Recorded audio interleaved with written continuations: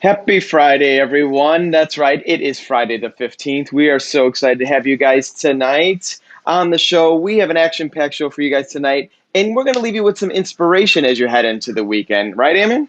Exactly. Another episode of Unveiling Beauty with two of my favorite people today. And today we're talking about one of my favorite subjects, which is editorial edge or editorial hairstyling with Matt Swinney and Richard Mannah, both very well known in the industry, very well respected. And I'm really excited to hear what they have to share with everybody. I am too. All right, well, let's kick it off. Let's bring our first guest out.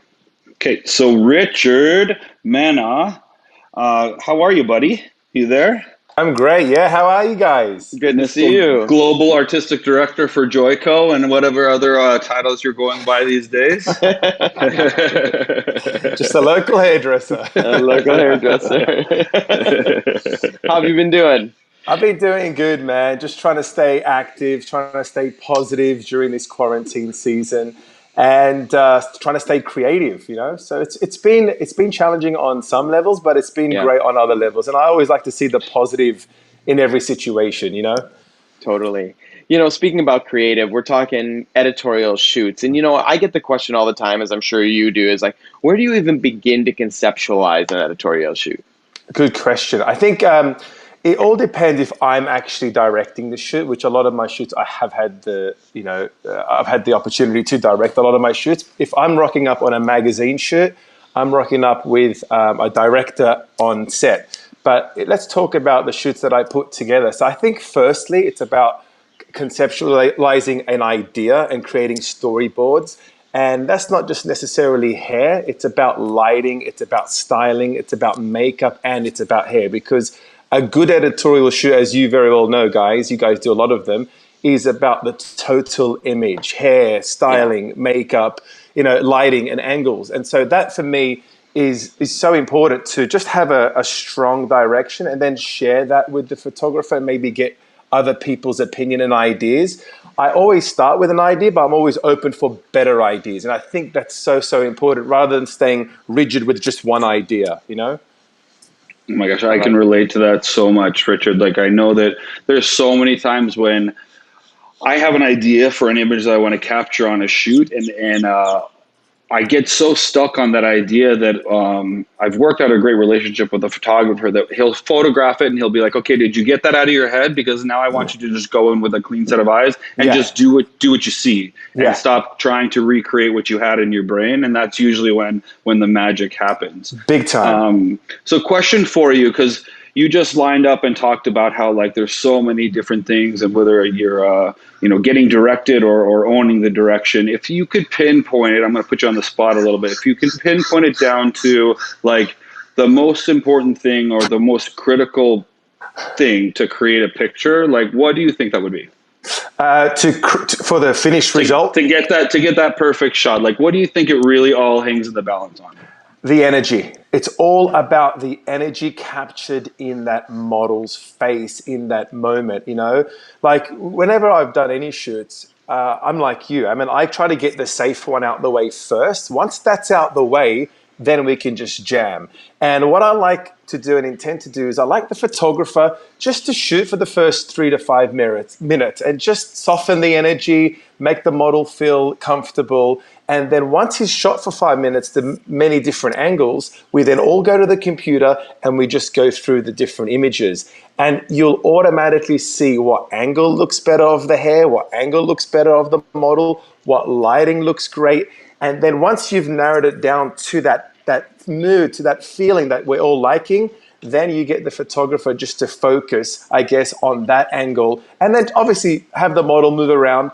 Another good tip, because models, when they're first starting, of the shoot with the outfit, they're a little bit nervous. Put some music on. Music creates such a good atmosphere, it creates good energy. And as I said, it's about capturing that one image that just jumps out at you from an angle, from lighting, from hair, from makeup, from styling. And it's hard to pinpoint what that is, but you Yeah. just know what it is when it comes out. And out of maybe 50 pictures that you take, you're probably only going to love one or two that really pop out. Energy is a good answer. I like that. I agree. What is one of your favorite moments on set? Whether it's something that happened that was totally unexpected and was hysterical, or was maybe like, holy cow, I didn't think we were going to be able to capture that image, but we did, and this is how.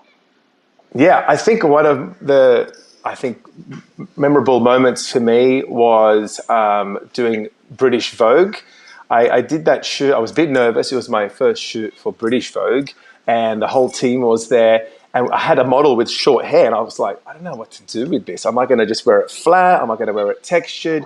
So I just started working the products in it, and I used the greatest gift that we have, the greatest tool, which is our hands, and just Hmm. started to manipulate the hair in different directions. And as soon as the photographer started shooting it, and we all know when something works, it just works. And it just looked so great. It was one of my proudest moments, I guess, on set, shooting British Vogue and having that image. And, it's the image with the short hair and the stripy top, which you guys can see on screen right now. Yeah, Love it. that's awesome. So beautiful. I can really, Richard, I remember for me, the first moment that I ever had, and it was really early in my career, and so it blew me away, impactfully made me feel like really cool. I just moved to New York. I had done a photo shoot. It was one of the first shoots I'd ever had published, and I was working in a salon there in New York City.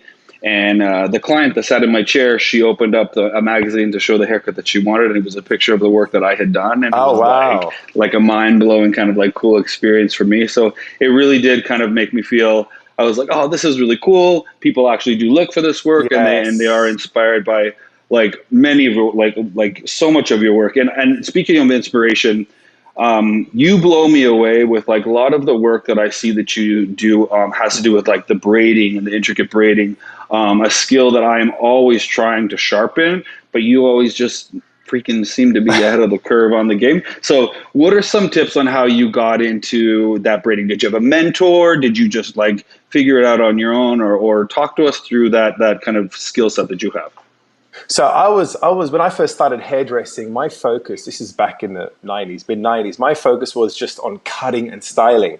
And it was until I started doing Fashion Week that I noticed that, hey, I got to now start to learn the real skills of hair dressing hair. And so as a hairdresser, I had to kind of expand and learn different ways of putting hair up, braiding hair, different kinds of braids, and just picking up on a lot of the techniques. Fortunately, I lived in London for 11 years and I worked with some of the most, I think, the best braiders in the world. Effie Davies is one of them. And Indira, and having these people around you, I think helps to elevate your game. But did I have someone sit down with me and teach me? No, I had to be inspired by these people. I think it's important to be inspired by those that you work with, and be challenged in a healthy way so that you elevate your game. And so I went home and then just had a mannequin and just practice. With braiding in the beginning, it's quite challenging and difficult. But once you do something over and over and over again, it just becomes like a natural reflex. And so I learned, the tight braids, the loose braids. I learned the infinity braids. I learned the knotted braids. There's so many different braids. So I think the more, I guess, tools you have in your belt, the more you'll be able to withdraw them by creating new ideas and new looks. And for those that are watching, you guys probably don't do many photo shoots. I highly suggest and encourage you guys to at least do one or two photo shoots a year, because what it does, it allows you to create content, number one, of course, but over the years, you can look back and see the progress of your work. And each year, you'll notice you just get better and better and better. And that's what it's all about. It's about staying inspired. It's about growing in your skills so that you can teach and share other people and inspire and motivate others. You can't inspire somebody if you're not first inspired yourself. So it's really important to stay creatively hydrated and stay inspired so that you can inspire other people. I totally agree with what you're saying there. And, to piggyback onto that, I think there's a lot of people that are out there who are inspired by so many of the works that you do and Matt and so many people in general in the industry, but they don't know where to begin. They're intimidated of the process. So what would you suggest to someone who's, contemplating doing a photo shoot, but just doesn't know where to begin? I would say reach out to, firstly, maybe the brands that you have in your salon. If you have a particular brand in your salon, reach out to them and say, hey, my name is Richard. I would love even to work for free, guys. When you're starting out, you pretty much have to work for free. And don't think you're working for free. You might be working for free financially, but you're learning so much that's invaluable and that money can't buy. Whether it's backstage at Fashion Week, whether it's on a photo shoot, reach out to different artists on social media, Yeah. artists that you might know, brands, and just say, hey, I'm willing, I'm able, I would love to be a fly on the wall, I would love to hold the pins, the grips, whatever it is, just do your best to just associate yourself there and just be a great assistant. And when you're there, have a form of etiquette. Don't pull out your phone and start taking pictures and talking to everybody. Just be there on set to assist the hairdresser. Yeah. And that's kind of my advice I would give. You can't steer a parked car. As long as you're moving, it's amazing how one opportunity can lead to another opportunity that could lead to another opportunity. And before you know it, you'll start progressing forward and doing what you love to do, which is being creative and maybe doing editorial hair. Yeah, that's awesome. I like that. You can't steer a parked car. I mean, you have to just start, right? You have to take the steps Exactly. in the right way to, propel forward. So I do love that. Ammon, what else do you have for Richard? Great analogy, Richard. I don't have anything else specifically. Just want to thank you so much. I know that you have been jumping on live, supporting the industry. I want to thank you from Nick and myself for taking the time for today, but also just on behalf of the industry, if I may speak for the beauty industry, thank you for everything that you're doing to provide free education and be out there sharing positivity and sharing inspiration for people in this time of uncertainty. You are a leader. You're such a cool guy, and we're so grateful to have you on the show, man. Thank you guys. Thank you guys both for having me. And back at you guys. You guys are both great creatives, great inspirational people, great leaders, and taking the time out during this season, I think is so, so important just to give back, to support, to encourage, and to inspire people. So thank you guys for all that you're doing. And thank you for having me on board with Alter Beauty today as well. I've really, really enjoyed it. Thank you. Awesome. We enjoyed having you. And everyone, go follow Richard. Where you can reach him is flying across the bottom of the screen right now. Make sure you look at all the great inspiration that he has. All right, my friend. I hope to see you soon. Stay well. Thanks, Take Nick. care, buddy. Thanks, Talk to you Ammon. soon, man. Take Thanks, care. guys. See you later. Bye-bye. I don't know, So, Nick. Ammon, That guy. If I had a British accent, I feel like I would be a whole lot cooler, like Richard. I always feel like the accent is the key to success. Right. I'm just gonna start faking it like Madonna, right? Just start throwing it out there every once in a while. All right, Ammon. Well, I think the next guest that we have here, maybe you should do the introductions on this one. I would like to, if you don't mind. This guy is very near and dear to my heart. Grown very, very close with this guy. He's my brose. We call each other brose. He's one of my global creative directors for Lanza Healing Hair Care. Such an amazing hairdresser and a very good friend of mine. Mr. Matt Swinney, what's up, buddy? What's up, Rose? How are you? Welcome to the What's show. up, Blue Steel? Oh boy! Oh, how I've missed you, Matt. Before we dive right into and the questions about editorial styling and all your expertise there, you shared with me right before we were on the show that quarantine life has been treating you very, very nicely. I want you to talk to us a little bit about like what you have or have not been doing during this quarantine time. Yeah, thanks. It has been amazing. I mean, for me, I've been taking the time to understand like what kind of hobbies that I actually love to do. I spend so much time traveling behind the chair or, doing shows that I was very nervous that once I came time to retire, I would have no idea what to do with myself. Like I would go nuts. So it's just been a great time for me to expand my mind, try new things, try something I've never done before. And so I've done a lot of trying things that I've never done before just to have new experiences. And I feel really full going back into the scene when the time comes. So what's one of those things that you've done that you've never done before that you think you'll continue to do after all this? I made a coffee table. That's pretty beautiful, Nick. I could make you one for your place. A coffee table. No, it's beautiful. I've seen pictures. It's really beautiful. All right. Before I commission you to make me a coffee table, send me a picture so I can see what this thing looks like. Hey, Justin Anderson just commissioned me to make his dining room table. I'm still not trusting it. That's the new standard. Oh, if it's not good enough for Justin, careful. Justin's going to be a guest on our I show know, I love soon. you So both, but I don't know. I'll send you a picture after this, and now your price just doubled. All right. Well, I had a feeling it was going to double anyway. All right, so Matt, let's dive into the actual like topic Yeah. at hand today. So, first thing on the list, I think that I wanted to talk about with editorial because we talk a lot about lighting, and I wanted to hear from your perspective how important is lighting, whether you're on a professional photo shoot, whether you're taking photo shoots at home. I know recently you've actually picked up the camera and been playing around and understanding lighting and stuff a lot more. So talk to us about what you've learned and the value in lighting. Yeah, I mean, lighting is going to make or break any shoot that you do. And it can also, lighting can take something that's average and make it spectacular, and something that's spectacular and make it very average.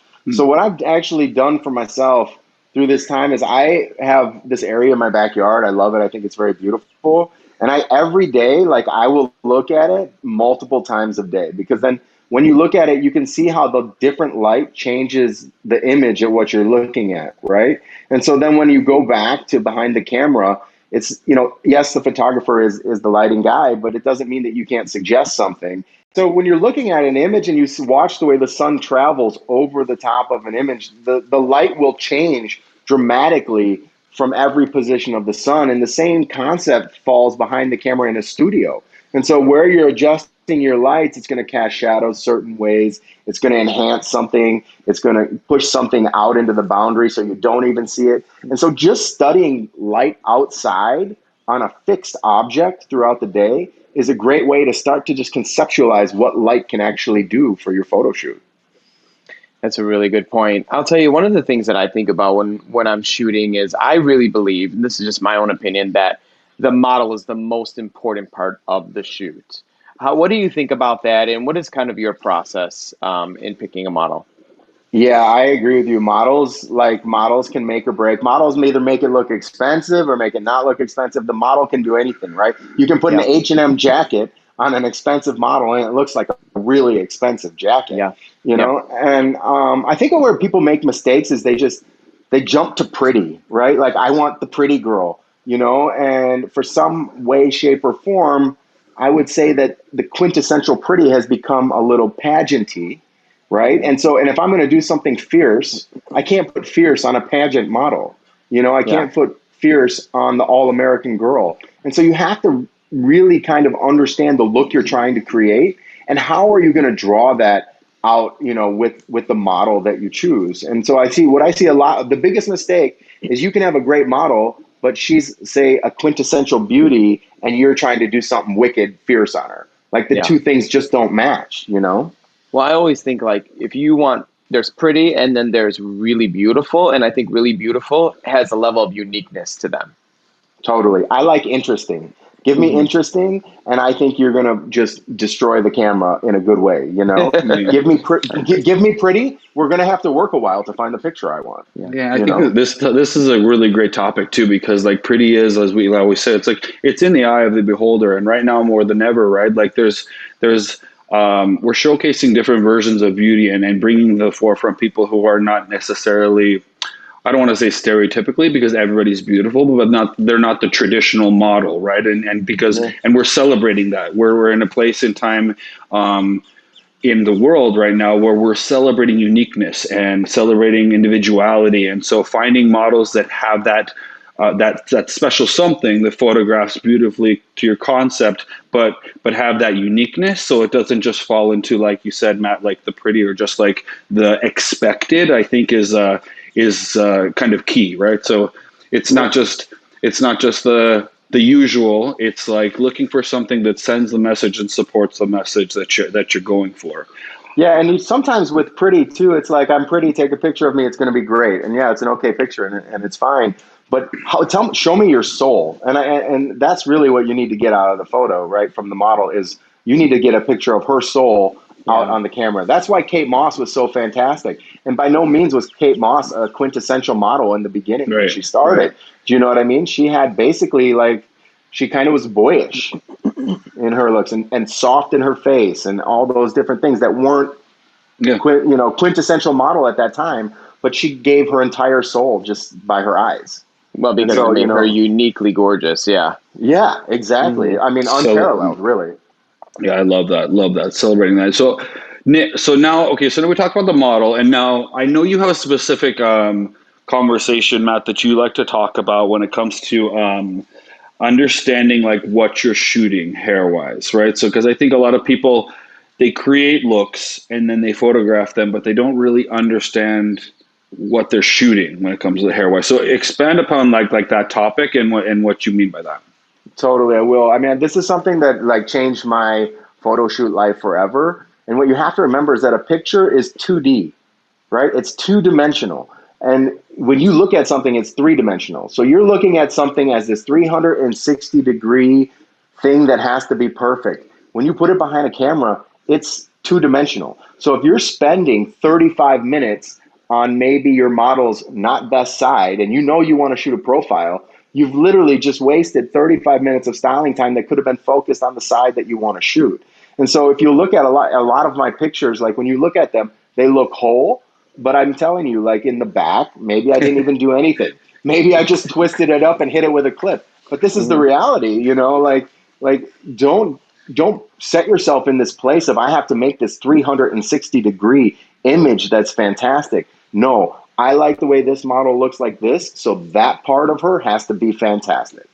And I think that's the biggest tip I ever got was it's two-dimensional, not three-dimensional behind a camera. You save a lot of time on shoots for that, yeah. Yeah, You know, and then you something. can shoot more pictures. Yeah, for sure. You know, one thing that you say a lot is less is more. What do you mean by that? Well, I mean, especially when you're doing editorial, I think one of the biggest mistakes people make is they basically throw up all of their talents on one head of hair, right? Like you'll see like 7 different braids with a this, with a that, and it's like a garbage pizza, like Yeah. very few people are going to eat it. Very few people want to eat it.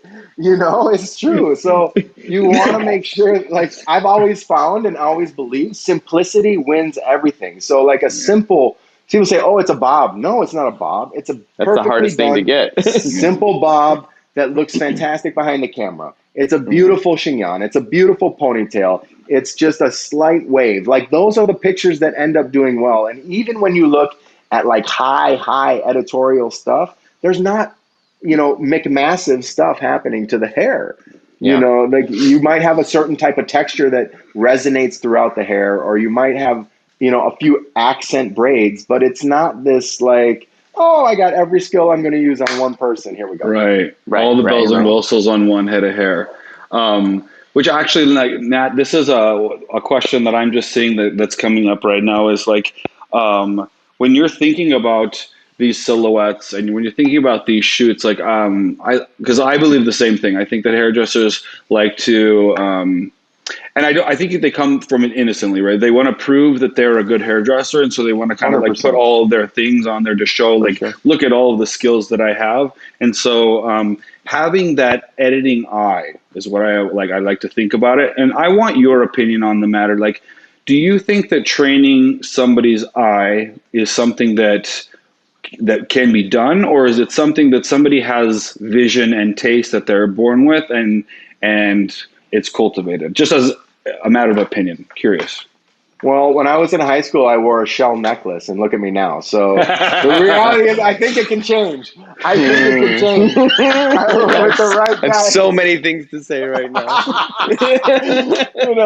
But it's true. With the right guidance, I do. And what it is, it's just a matter of time and looking at places. So if you're going to look for inspiration, I mean, are you going to, for editorial, are you going to look at Vogue?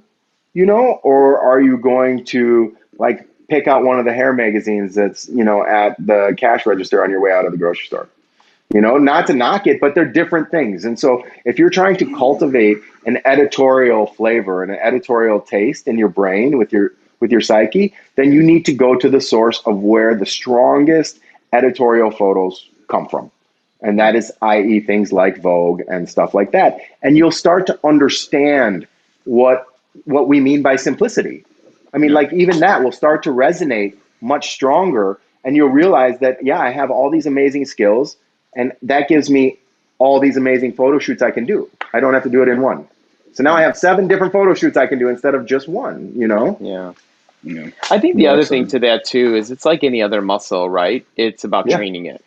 And the more 100%. you train it, the more that it gets sharpened, and the more that you realize you need to see what the photographer sees, you need to see what the makeup artist sees, you need to see what the fashion stylist sees. Like those all play into a critical role of capturing that one really strong image.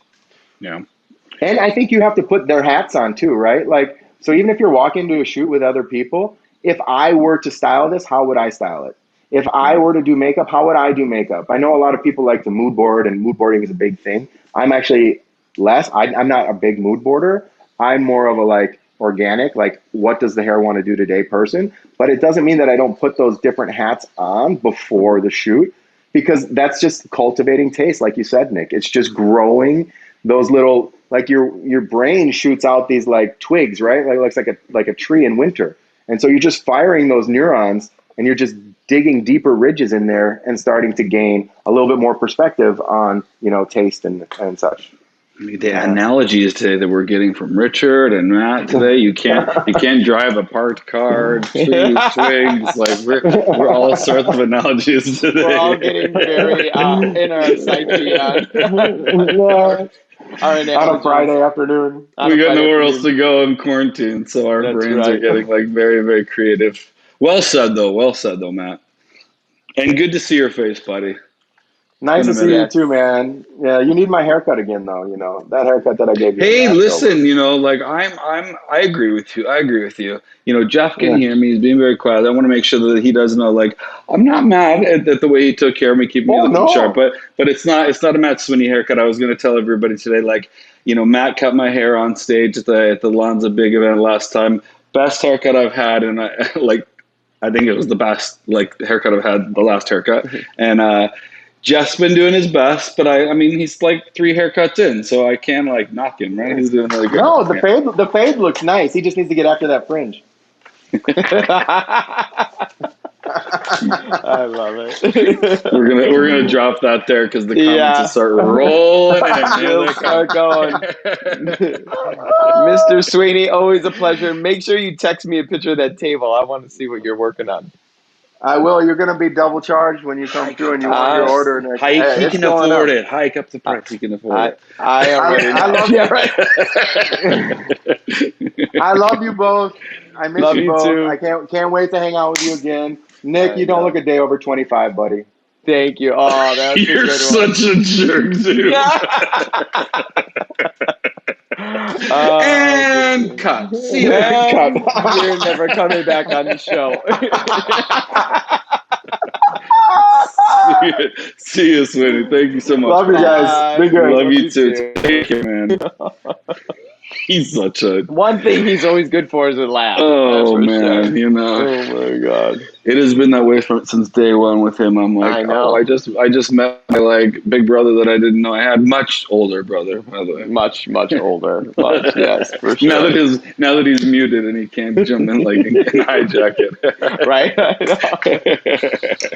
Good stuff. Lots of inspiration as we head to the weekend. Really talented artists. Great advice. I hope everyone takes the time to really think through some of the comments and some of the thought processes behind what we talked about today, because I think there are gold nuggets of, information you could take as you're planning your next photo shoot. So lots to think about, even for myself. Always learning, right? Always live Yeah. in a place that you're constantly learning, and I think you'll constantly grow.